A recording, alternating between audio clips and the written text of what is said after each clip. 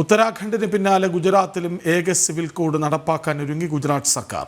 യുസിസിയെ പറ്റി പഠിക്കാൻ പ്രത്യേക കമ്മിറ്റിയെ നിയോഗിച്ചു. ഉത്തരാഖണ്ഡ് മാതൃകയിൽ യുസിസി നടപ്പാക്കാനാണ് തീരുമാനം. દેશના તમામ નાગરિકોને સમાન હક મળે તે માટે કોમન સિવિલ કોડનો દેશવ્યાપી અમલ કરવાનો નિર્ણય કર્યો છે. આદરણીય વડાપ્રધાન શ્રી નરેન્દ્રભાઈ મોદીની ભારતીય જનતા પાર્ટીની સરકાર જે કહેવું તે કરવું એક કાર્યમંત્રને અનુસરીને સરકાર કામ કરે છે.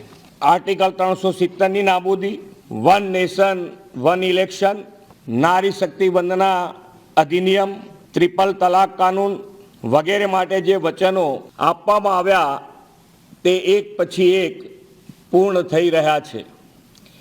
એ દિશામાં આગળ વધતા വിവരങ്ങളുമായി ഗൗതം അനന്തനാരായണനൊപ്പം ചേർന്ന്. ഗൗതം, ഉത്തരാഖണ്ഡിന് ശേഷം ഗുജറാത്തിലും വിവരങ്ങൾ. കൃഷ്ണരാജ്, കഴിഞ്ഞ ജനുവരി 27-നാണ് ഉത്തരാഖണ്ഡിൽ ഏകീകൃത സിവിൽ കോഡ് നിലവിൽ വന്നത്.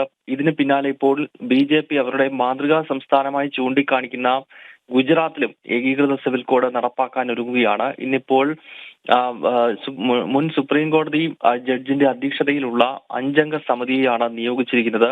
45 ദിവസത്തിനകം എങ്ങനെ ഏകീകൃത സിവിൽ കോഡ് ഗുജറാത്തിൽ ഇംപ്ലിമെന്റ് ചെയ്യാമെന്നത് സംബന്ധിച്ചുള്ള വിശദമായ റിപ്പോർട്ട് സംസ്ഥാന സർക്കാരിന് കൈമാറും. അതിനുശേഷം UCC നടപ്പാക്കുന്നത് സംബന്ധിച്ചുള്ള നടപടികളിലേക്ക് കടക്കും എന്നാണ് ഇന്നിപ്പോൾ ഗാന്ധിനഗറിൽ ഗുജറാത്ത് മുഖ്യമന്ത്രി ഭൂപേന്ദ്ര പട്ടേലും ആഭ്യന്തരമന്ത്രി ഹർഷ് സാങ്വിയും ചേർന്ന് നടത്തിയ വാർത്താ സമ്മേളനത്തിൽ വ്യക്തമാക്കിയത്. 2022 ഗുജറാത്ത് നിയമസഭാ തെരഞ്ഞെടുപ്പിൽ BJPയുടെ പ്രധാനപ്പെട്ട വാഗ്ദാനങ്ങളിലൊന്ന് തുടർ ഭരണം ലഭിക്കുകയാണെങ്കിൽ സംസ്ഥാനത്ത് ഏകീകൃത സിവിൽ കോഡ് നടപ്പാക്കും എന്നുള്ളതായിരുന്നു.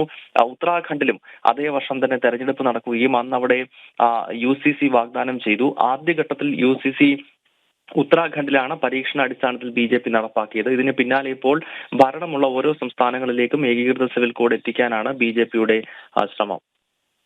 ശരി, ഗുജറാത്തിലും ഏക സിവിൽ കോഡ് വരുന്നു. വിവരങ്ങൾ നൽകുകയായിരുന്നു ഗൗതം അനന്തനാരായണൻ.